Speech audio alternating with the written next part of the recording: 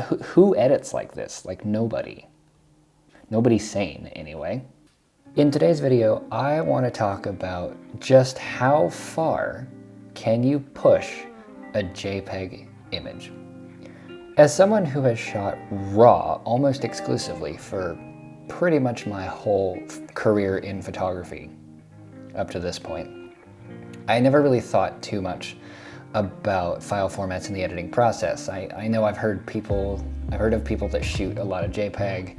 I was enjoying the JPEGs out of my Fuji cameras, but I never really used them for much. If I was going to actually use an image for something like a social media post or whatnot, I was always shooting RAW and then editing in Lightroom and calling it good, and then moving on with my life. Never really did much with the JPEGs. But the other day, I came across a fellow online by the name of Ken Rockwell. I'm sure that pretty much everybody out there knows who he is. I was apparently just late to the party. And apparently this guy shoots only JPEG, which is very interesting to me. I took a look at stuff on his website and saw that he was editing his images, and I really started wondering, how far can you actually push a JPEG image in editing before it falls apart? Just how far can you actually push a JPEG to where it looks good but it doesn't start to fall apart? So that's what I want to experiment with in today's video. I have a selection of 5 photos here. All of these were shot in JPEG on my Canon EOS R6 Mark II. And so now I'm going to run through these in Lightroom and see just what exactly I can do with them. Now, as a starting point, I like where these photos are already at. I'm not going to be doing crazy, insane, super, over the top edits, because the images the way they are is already something that I find pleasing, and I like it. Maybe it just needs a little bit of extra pizzazz. So we're going to edit these and see what we can get. So this first image is the Sundial Bridge here in Redding, California. It is one of the 4 largest actually functioning sundials in the world, which is really, really cool. This is just a couple of blocks from my house. So I think I'm going to start by warming this up just a little bit. We'll push a little bit more magenta in there. Up the contrast just a little bit. Now if I punch in, let's look at our shadows here. What are we dealing with? We don't have too much noise, and there's honestly a pretty decent amount of detail in there already. This was, what, ISO 400 f4.5 at 1/250th of a second. This was at like 7:30 in the morning. And so there was nobody on this bridge, which was great.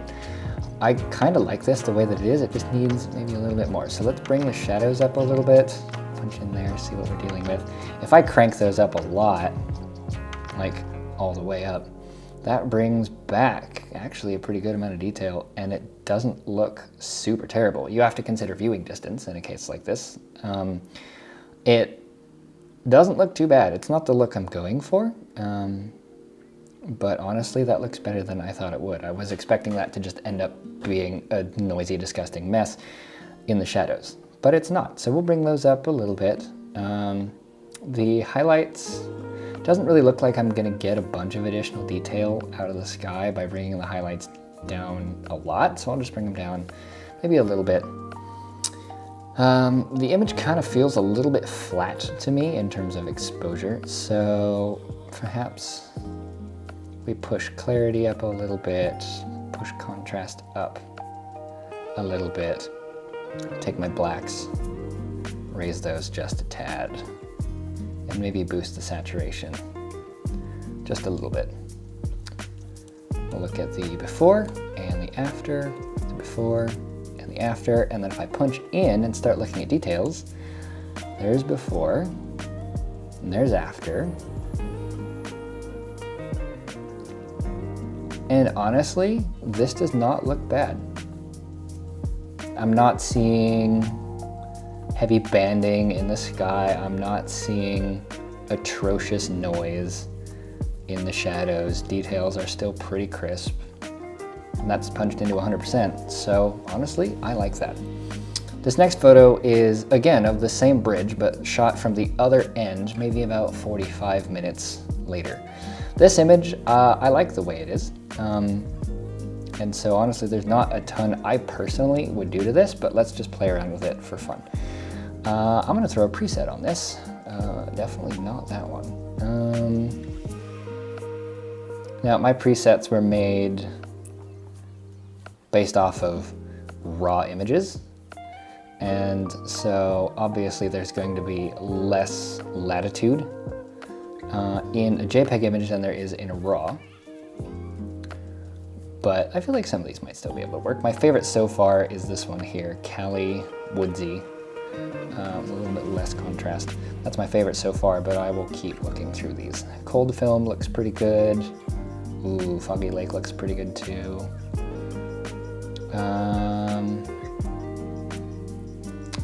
You know what? I think most of these don't really work too well for an image like this. But I think I'm probably just gonna end up going with the old Cali Woodsy, less contrast. And then I'll actually bring that contrast down even further. Let's take a look at our image here. Our sky doesn't look like it's falling apart. That's pretty good. Our details in the distance, like trees and whatnot, those don't look bad.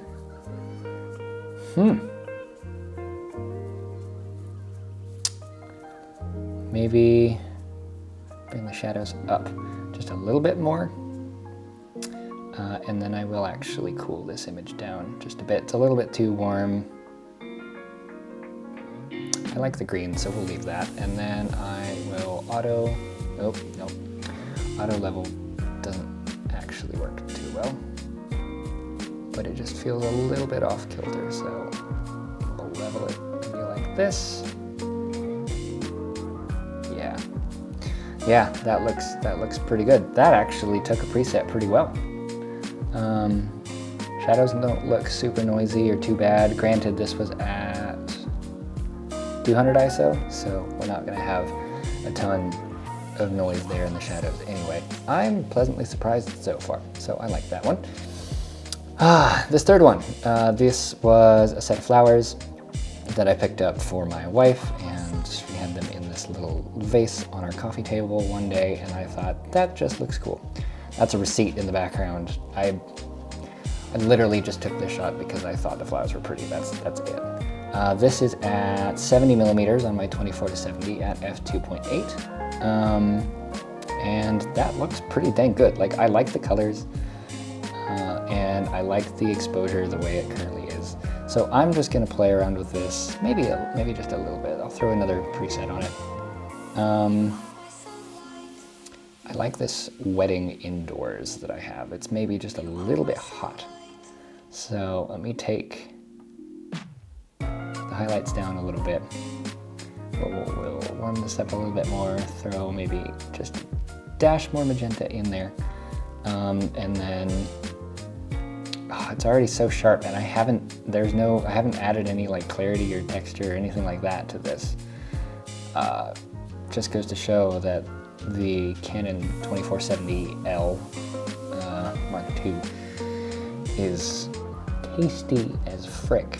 Wow. Anyway, I'm gonna pump texture a little bit because maybe I want this to be uber sharp. Mostly, I just want to test and see at what point does this fall apart and start looking strange. And honestly, so far it hasn't. Now I'd have to push this. I think what I'm seeing and what I'm realizing is in order to push an image, a JPEG image, to the point where it starts to fall apart, I'd have to push it way farther than my personal editing tastes would reasonably allow me to push it. So this looks pretty dang good. I am liking it. I'll up the saturation maybe just a little bit more because I want kind of a pop. And then how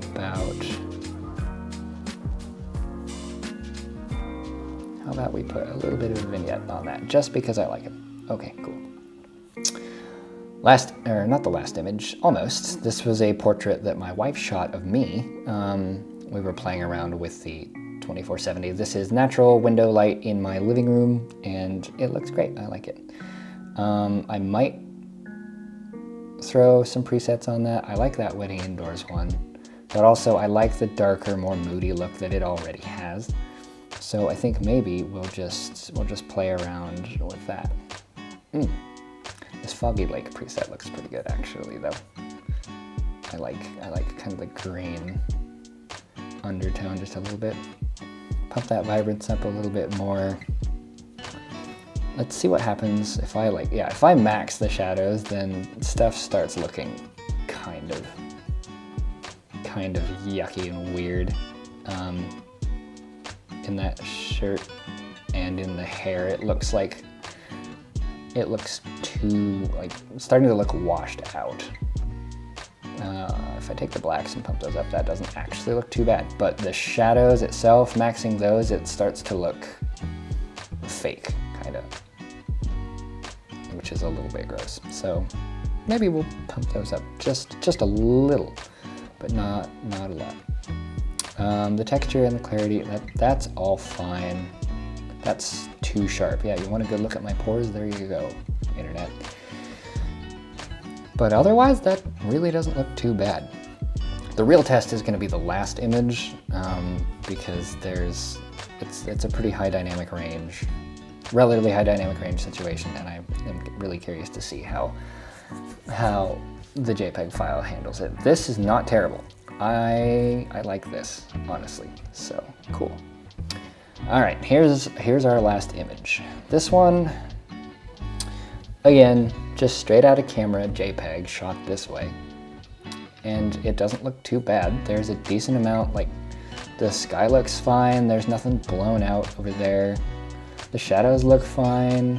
There's nothing crushed, and there's nothing clipped in terms of the whites, nothing crushed in terms of the blacks. So theoretically, from at least a dynamic range and exposure perspective, I should be able to push this pretty far. The question is, at what point is the image going to start to break and you're going to get things like artifacting?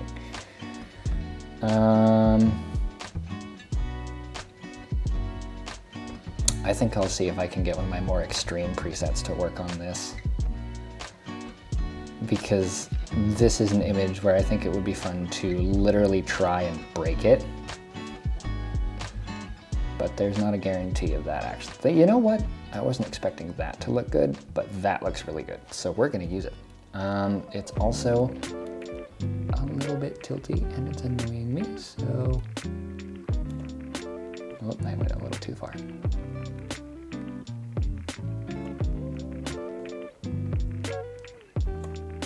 There we go, that's better. Honestly, this really doesn't look too bad either.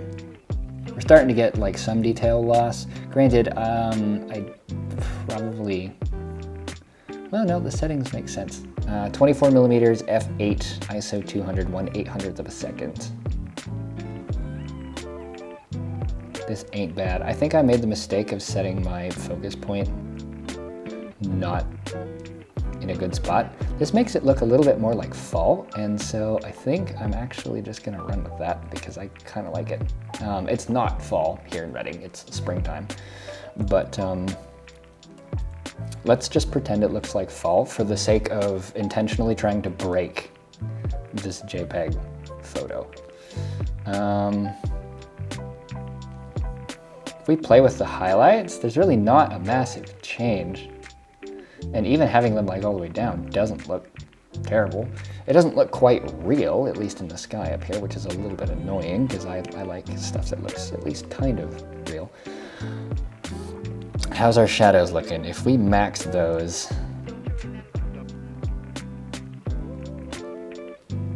honestly, that really doesn't look too bad. It's busy and a little bit messy feeling to look at, but I'm not getting super weird artifacting or anything like that. If we take the blacks all the way down, that's pretty gross. Take them all the way up, that honestly looks a little more normal. Man, I'm trying to break this and it's just not working. crank the saturation all the way up. Okay, yeah, now it starts to look gross, but who edits like this? Like nobody. Nobody's sane, anyway. You crank the vibrance all the way up, it also looks really weird. You get these weird patches of color here, which that just doesn't look right.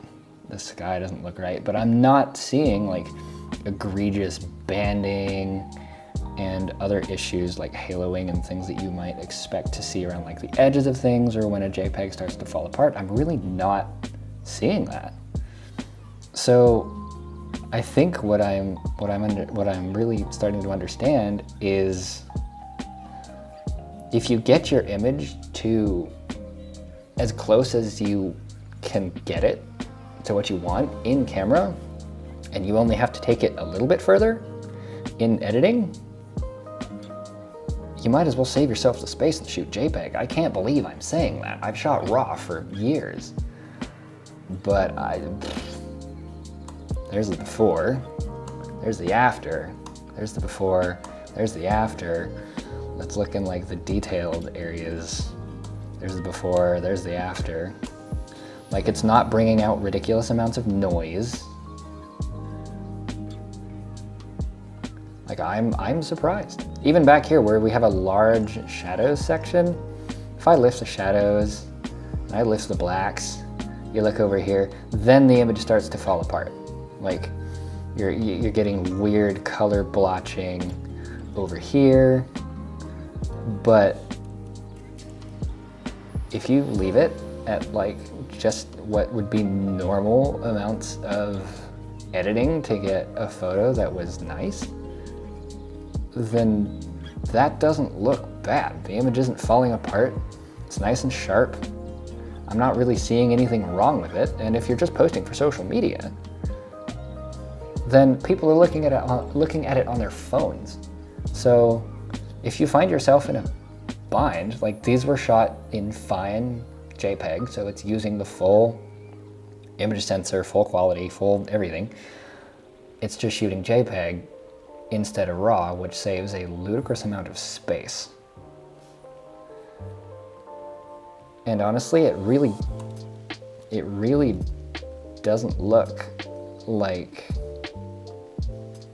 you lose all that much flexibility in editing as long as you are getting your image as close to perfect in camera as you can. Like if you shoot like massively underexposed, then yeah, you're gonna have problems. But honestly, at this point, I see RAW being helpful for really high dynamic range situations, or situations where you have to save your highlights, and so you massively underexpose your shadows and then you have to bring them back. Like that makes sense.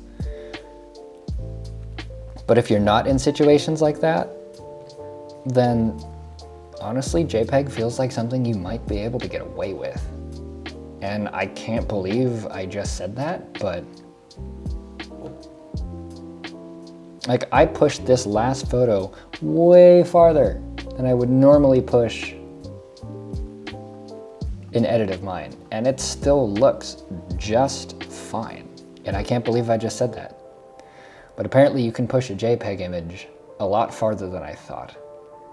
Now what would be interesting would be to see how far I can push a JPEG photo from an older camera, like my 20D. But that'll be for another video. Anyway, hopefully you guys enjoyed.